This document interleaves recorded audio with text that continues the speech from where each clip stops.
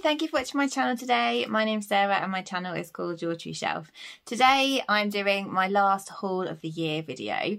I hope that everyone's been having a really nice week. It's the week between Christmas and New Year. I always book this week off as annual leave because I just want it to, like, I feel like Christmas doesn't finish until after New Year, and so I don't want to go back to work. And I'm really lucky that I get to book that time off given the nature of my job. So yeah, so yesterday I had a very exciting haul because Waterstones, which if you're watching from another country is our sort of biggest bookshop chain in the UK, and I love Waterstones. They had a 3-day sale where they did 50% off all hardbacks, every single hardback in the shop, whether it was like an art book, a children's book, an encyclopedia, fiction, non-fiction, anything, apart from Paul McCartney's lyrics book. That was the only one that was exempt. So they had, yeah, so I just had, I went into town on my own because we're in, well, Faye, my daughter, has COVID at the moment, so she's in quarantine, and I went into town on my own, so I had as long as I needed. So I just spent well over an hour just kind of looking around Waterstones and choosing whatever I wanted, because I had quite a bit of Christmas money this year. I was really lucky. So I'm just going to show you what I bought. So the first thing I did receive, one of Sam's things on my Christmas list was to go into Waterstones and choose me a fantasy book, because I thought he'll have less chance of picking one I've already got if he goes into the fantasy section. And he chose me, it's really cool, he actually chose me like a really good set. So he got me a series, and he got me the series of A Court of Thorns and Roses by Sarah J. Maas. So this is the first book of hers I've read, or I'm reading, should I say. I do have Throne of Glass, but I haven't started it. So I'm really excited for this because I know she's very sort of talks about on BookTube, especially amongst sort of fantasy readers. So what I've done, because at the moment, as I keep telling you, I'm reading the Poisonwood Bible for our book club, which is just so big. And I was only kind of 250 pages in, and our book club is 2 weeks yesterday. So what I've done, because I'm really excited to read all my new books, I have got the Poisonwood Bible on Audible now, so I'm going to listen to that, and so I can actually read the physical books I want to read. So I started this last night and read about the first 40 pages, and I'm really enjoying it. So I don't want to read the blurb again now because it's going to potentially give spoilers, but it's about a girl called Feyre. I'm getting it confused with Lyra from Philip Pullman, aren't I? Feyre. So she lives with her dad and her 2 older sisters, and she basically has to care for the whole family. The 2 older sisters don't really do any housework or hunting or anything. Her dad was attacked and has a really bad knee injury, so he's disabled, and so she's kind of left to do everything, and she kills a really big wolf and at the beginning of the book, and the next day a really big creature comes to their house and says the wolf was actually a fairy and you've killed a fairy, and the fairies are in charge, so that the land is divided into mostly fairy and a little bit human at the bottom of the land, and there's a wall between them, and there's kind of an agreement that they don't the fairies have apparently been very cruel to the humans over time. So they basically say to her, you can I'm either going to kill you right now, or you can come and live with me on my lands in the fairy kingdom.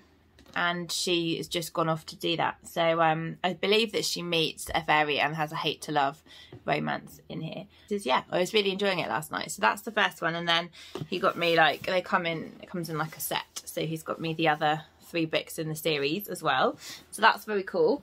The first book I'm going to tell you about, apart from that one, is one that I actually hauled, I think, in November and just forgot to mention. And I got this because this is a book that I read last year or the year before, and I think it's probably the year before actually, and really loved it and wanted to own my own copy, and so I bought it. This is Big Bones by Laura Dockrill. The reason I found out about this book was because from Lauren of Lauren and the Books, who loved this book, and I read it at the time and loved it just as much. It was one of my books of the year, which must have been 2019.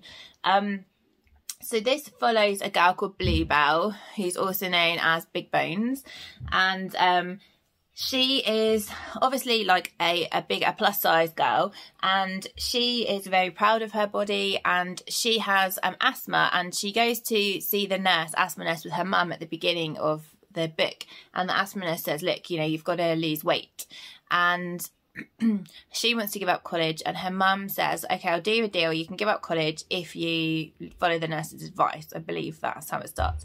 So she keeps this food diary, but instead of it being a sort of like Bridget Jones style calorie counting kind of diary, it's like each chapter is named after a food, and it tells you like a story about a time in her life and how she relates it to the food. So it's like food writing, which I love, very comforting, very body positive, and it's about her embracing her body, not wanting to change it. And so like, okay, so if I just open, so we've got a chapter here called Squash, we've got pomegranate, we've got rice pudding, and so we've just got like yeah, that's how she tells her story, and it's just really, really good. And it's YA, but if you want a body positive food writing book, I'd really recommend this. It's fantastic. So the next ones were the ones that I bought yesterday, which, like I said, was so exciting. I had watched before, quite recently, and I think the day before yesterday, I'd watched Christiane Jones' video of her favourite books of 2021. And what I would say is that I have found her channel last year and love it, and I've got so many recommendations that I have adored of her channel that I decided I was going to write down all of her books, and I actually had either had or read 5 out of 10 of them, and I thought I'd buy a couple more. So this next one is massive. It's a really, really big book, but she did a whole reading vlog of this, and I wanted to read it then, and then it made her top 10 of the year. So this is Jonathan Strange and Mr. Norrell by Susanna Clarke. So obviously Susanna Clarke won the Women's Prize this year for Piranesi, which I have read and which I enjoyed, but I didn't love it as much as some people did. But I'm really intrigued for this. So this is about magicians. So this is set in the year 1806 in London, and magic is kind of dying out. So there's one magician called Mr. Norell. He remains, and he's sort of reclusive and keeps himself to himself. But then a young man, quite sort of charismatic, I believe, comes along, Jonathan Strange, and he is also a magician, and I think they start sort of having to compete with each other. Yeah, a dangerous battle between the two great men, which overwhelms that of the Napoleonic battle between England and France, and they cause more trouble than they can imagine. So this is like, yeah, a magical book, which I can't wait to read after I heard such amazing things from Christy. The next one was also on her list, but I've also heard Sean and Heather read this one and enjoy it as well. And this is House of Holo by Krystal Sutherland. So this is a YA book, and the cover is quite magnificent. This is about, I believe, 3 sisters. Yeah, 3 sisters who disappear when they're children, and they come back and sometime later, and when they come back they're changed, but they cannot remember anything that happened while they're away, and they're trying to figure out the mystery, and I think there's like some supernatural stuff in there as well. So that's that one. And then the next one that I read is one I've heard people talk about this, and including Christy and Simon Savage, and I just wanted to get this because when I actually looked what it was about, I thought that it looked really good, and that is Pachinko by Yin Jin Lee. So, oh, I had a massive sneeze from downstairs. So this book is set in Korea in 1911, and we are following a teenage Sunja, the adored daughter of a crippled fisherman who falls for a wealthy man, and she gets pregnant, and then she discovers that he is already married. So there's like a lot of shame involved in that. So she then accepts a marriage offer from a minister who's passing through on his way to Japan, and she follows him into Japan. Doesn't really know anybody, or doesn't really know him very well, and it's about like the repercussions through the next decades of what happened. So it spans nearly 100 years, it says. So I really like things that span a long period of time and multi-generations as well. So it's got a quote from Barack Obama on the front. So yeah, so that one is really exciting. The next one I got was one that I have already read, and I listened to it on Audible, and I really, really loved it earlier this year. And I've seen this, so Waterstone sell these kind of beautiful editions of classic books, and I'd seen this one, but I hadn't bought it. And then obviously when there was 50% off yesterday, I got it for an absolute steal. So this is Rebecca by Daphne du Maurier, and it's very beautiful. And it will go with my cloth bound classics. It's not one of the cloth bound classics range. This is actually from, who's this from? Virago Modern Classics, and the designer was Nisha Crossland, and it's got like an introduction obviously or a foreword in it, but yeah, so it's normally £15. I got it for £7.50, which is amazing. But yeah, I love this book, love, and now I can read it whenever I want to, and I've got it on my shelves, which is fantastic in such a beautiful edition. The next one I got, I've never heard of it, but I was just having a browse, the cover caught my eye, and I had a little read of the blurb, and I thought, yep, this sounds really good. Sorry if you can hear the Hoover, Sam's hoovering downstairs, so sorry if you can hear the Hoover. So yeah, I bought this one just on a whim. So this is a book called The Winter Garden by Alexandra Bell, which is, again, an extremely beautiful book. I'm just going to have a look. I haven't actually looked what's under the dust jacket. Let's have a look. Oh, disappointing. Nothing. Boo. I love it when there's... I like it when there's really lovely covers underneath. Never mind. This is beautiful. So, this is a book about a girl who is only 8, and she is called, I've forgotten already, Beatrice. And on the night that her mother dies, she goes into this Victorian magical garden where there's all sorts of like flora and fauna that haven't been seen before, and she gets to go there every night for 7 nights, and then it disappears. And she always wonders, like, was it real? Did she imagine it? Like, how can she find it again? And then on the eve of her wedding, she's marrying a man that her father wants her to marry, who she doesn't love. And when... That's horrible. Yeah, that's what used to happen for me. And she gets an invitation. I'm just going to shut the door because the Hoover's getting louder. So she gets an invitation with her best friend to enter a competition to create a pleasure garden, and she decides to throw off the expectations of Victorian society and to enter the competition, and the prize is to get one life-changing wish. So I think it's obviously linked with the garden that she found when she was 8. So that just sounded magical and beautiful and lovely, and the cover really drew me in.